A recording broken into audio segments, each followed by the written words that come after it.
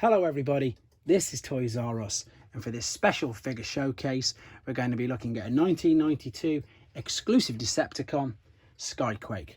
What we'll do with this video, we'll have a quick look at him in both of his modes, and that'll help you decide how you want to display him. We'll look at the accessories that come with him. We'll have a look at the really cool sight gimmick that he's got that works in both modes. And of course, I'll point out some things that you need to be aware of. And we can have a look at the packaging, the artwork, and indeed the corresponding flyers that came with him. Right, let's have a look at him then. So 1992, bit of an exclusive figure this is. It came out in Europe, and he also came out in Australasia and Canada, I believe. So I think pretty much everywhere apart from Japan and the US. And to be honest, he's stunning. He is so good. The main problem with this guy is, of course, the gold plastic syndrome. And you'll often see examples of this where this is just completely shattered. Now, in his jet mode, in his bomber, I think, again, he just looks stunning. I don't know if I can give you an idea of just how big he is. So there is a G1 Cyclonus next to him. He's massive. He's 2 or 3 times the size of him. And then here's one of the little Predator jets as well that also came out at the same time. Now, it's got a cool gimmick here where you can slide that backwards and forwards just to give it a nice little display. And the really cool thing about this was the viewfinder in the back. He's got loads of bombs and loads of missiles, what bombs they are obviously, and they attach to various points on the actual ship. Now these spin around. He came with 15 missiles in total, and you'll see that there's some missiles inside there. I'll show you how they work in a second. He does literally just drop them, but you can probably make out in the viewfinder there now that there's a reflection coming straight through there. And the reason for that is there's a couple of reasons, and they're all brilliant, to be honest. So the first is when it's like that in the normal mode, it's just basically looking through onto the floor. So as you're rotating these barrels here like this, you will see that it drops the missiles, so you can see where you're dropping them. It just works, I suppose, like a periscope. You can look straight down. But you've also got an amazing viewfinder here as well, and if you slide this up nice and careful, now you won't be able to, oh, there you go, there's the mirror, perfect. See the mirror? So my hand's all underneath it, so that's how you can see when you're dropping the bombs. And if we turn that down and out of the way, now you won't be able to see this, but what I've actually managed to do, well, I don't think you will, I'm going to slide this for, oh wow, you can. You couldn't earlier. Look at that, there's the viewfinder working, and there is a picture of Rotor Storm. There we go. I'm actually going to pause this for a second because I've got a picture of this, and I'll come straight back to you. But there is Rotor Storm, you can see through the viewfinder there. Coming back in 2 seconds.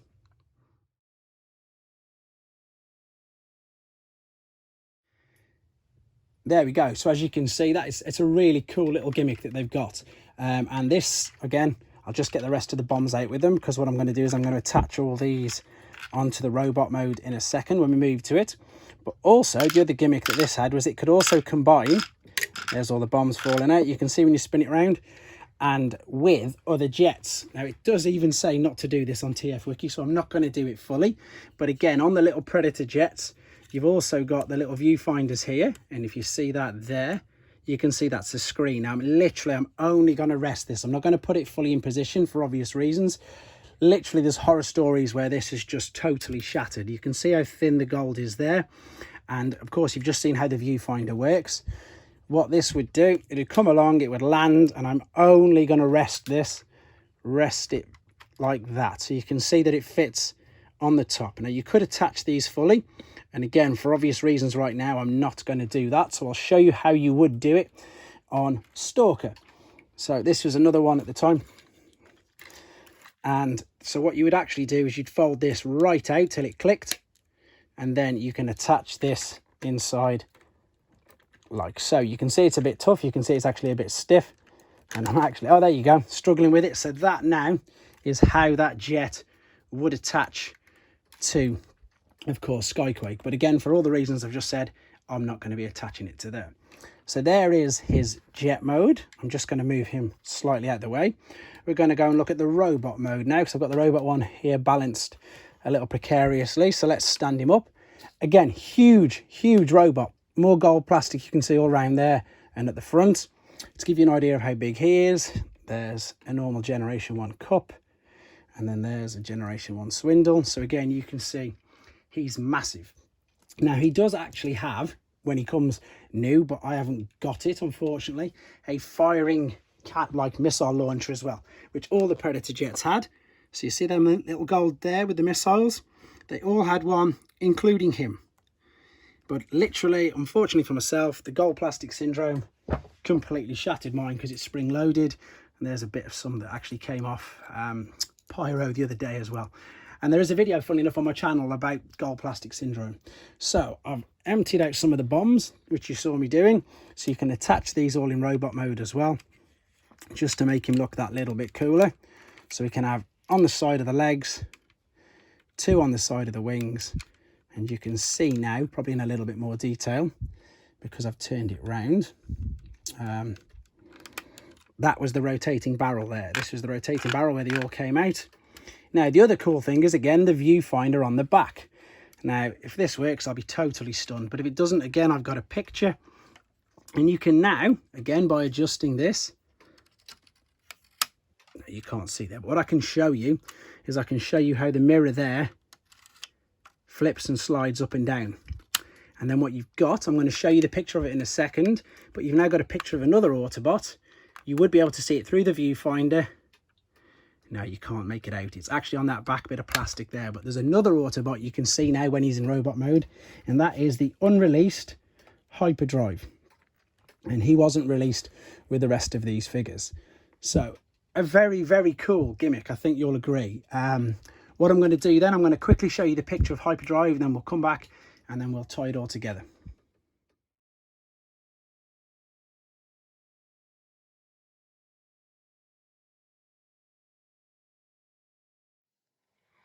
Right then, so hopefully you've been able to see that amazing picture. It took some time to try and get that out, I'll assure you that. So brilliant, let's have a quick tie up. So, and I'm going to show you the box first and foremost. So here is the lovely artwork on Skyquake himself there. You've got these mad neon, I suppose retro, very early 90s colours. This is obviously in Spanish, and there's the pictures of the transformation. There's the jet. And again, for obvious reasons, I'm not going to transform this into his robot mode. And if we look on the back, we've got a pretty good battle scene, to be fair. So we've got these European, Australasian exclusives. You've got Thunderclash coming in here. You've got the Predators and the Turbo Masters. Rotor Storm's up there. Obviously, he's just had a reissue under the Select. And of course, there is Skyquake. There's a bit of a bio about him there as well. I'll hold this here for a sec. So if you want to pause the video, you can read that now. There we go. And there, it's also mentioning there the sight scope and how they all work. So the fact that they got quite a bit of playability with them all is brilliant. One more thing before we go. This is the flyer that came with it. And again, you'll see all the Turbo Masters and Predators that were about at that time. So there were the Autobot Turbo Masters.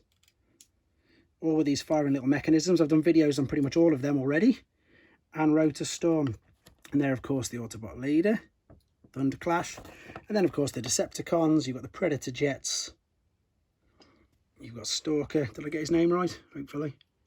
And then, of course, Skyquake.